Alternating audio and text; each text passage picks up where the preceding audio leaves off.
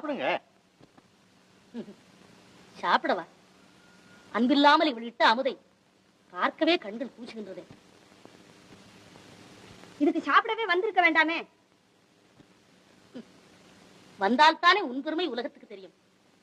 அன்பை வளர்க்க வேண்டிய ஒரு பெண் இப்படி ஆங்காரத்தை வளர்த்திருக்கிறாயே. தாய் குலத்திலே பிறந்தும் நீ இப்படி பேயாக இருக்கலாமா? உன்னால் பெண் குலத்திற்கே பெரிய அவமானம்.